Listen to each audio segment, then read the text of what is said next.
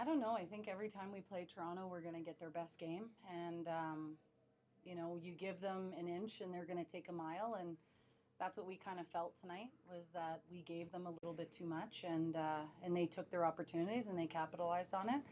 Um, I think that the players just know each other so well. The coaching staff knows each other so well that I think it's going to be a battle every single time we play. First time you guys have ever beaten Toronto. How does it feel to finally get over that hump? I'm happy. It's nice for a regular season win, and it's great, and we're going to take that because there's lots to build on. We liked our game overall tonight, and we're just getting started with that. So whether it's Toronto, Minnesota, Boston, doesn't matter.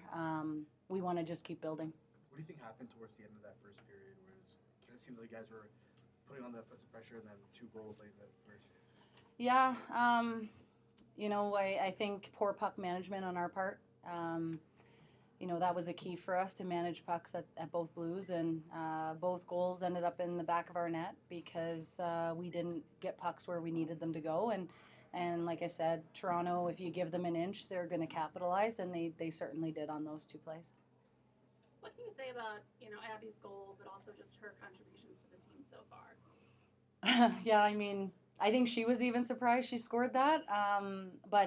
No, she's such a skilled player. She's so fast. Her shot is great. So being able to score a goal like that, I think people are surprised, but we get to see her every single day, so it's not a surprise to us. But she's been amazing for our group, and she obviously contributes on the ice, but someone in the dressing room as well. And she has that pro experience being with Minnesota last year, and she's certainly contributing to our group. Ignoring standings, all that type of stuff, obviously there was a lot of emotional importance to today's game. Your group came in wearing the shirts for Erica Howe, contributed to the broad drive. Yeah. How important was it for the group to come in and support that cause today? Yeah, we talked about it in the dressing room at the end. Like, we came out with the win, but today was bigger than hockey. And, obviously Erica is someone that we've all played with, played against, coached against. And really it's about, praying for her recovery and acknowledging that there's bigger fights out there than just the rivalry between Toronto and Montreal. And I think we came together there at the end, and that was important for our group to do and for them to do. And it just goes to show, how close and how special women's hockey is. Is there any update on Amanda? I saw that she was taken off the ice into your guys' dressing room. Do you have any update at this point as where she's at health-wise? Not yet.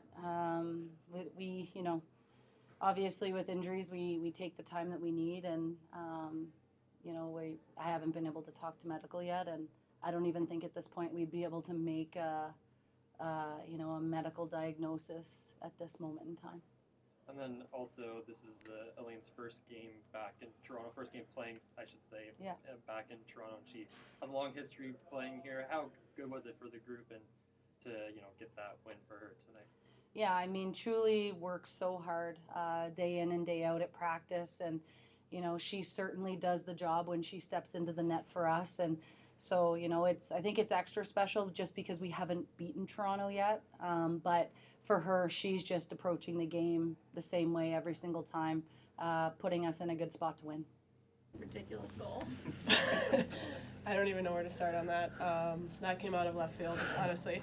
It was sick. Yeah, I don't even know what happened. Just kind of flipped the puck through her and then around her and just tried to get a shot off. Tor, what was your reaction to that goal? Wow. Honestly, all of us on the bench, our jaws dropped, and the whole next shift I was just trying to pick it up. So it was a beautiful goal. I think it was just a matter of time. Obviously, she was working her tail off on the defensive zone all night, and good things happen when you do that and put pucks on net, and that's exactly what happened. What did you see on your overtime? Honestly, I was just lucky to get a perfect breakaway pass, and we had done a scouting report, and I was trying to get to the back post all game, and I couldn't, and I had an opportunity, and that was the thought that passed through my mind.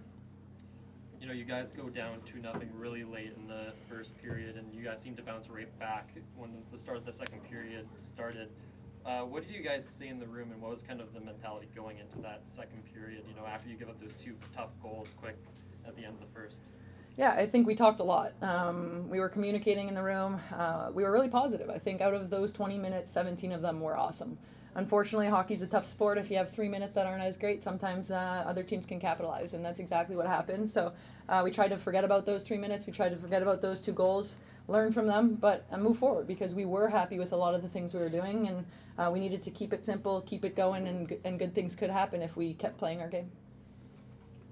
Obviously an emotional win, but what was the emotion like at the end of the game with the ceremony?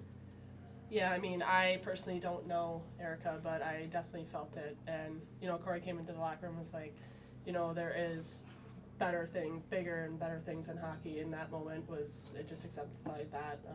It was a really emotional time, and I'm glad that we could all come together for the cause. Yeah, I would echo that. Sometimes there's bigger things in life than hockey, and I think today was a perfect example of that. To have her in the building when she's fighting one of the biggest fights of her life, and for us to all be there to support her, and to come together with Toronto in that moment, I think it really puts life into perspective. How did the shirts come about? Because I know you guys wore the How shirts when you guys were walking in today. Was that something that one of the players took initiative on, or was that just a group thing? Yeah, it was definitely a group thing, I would say.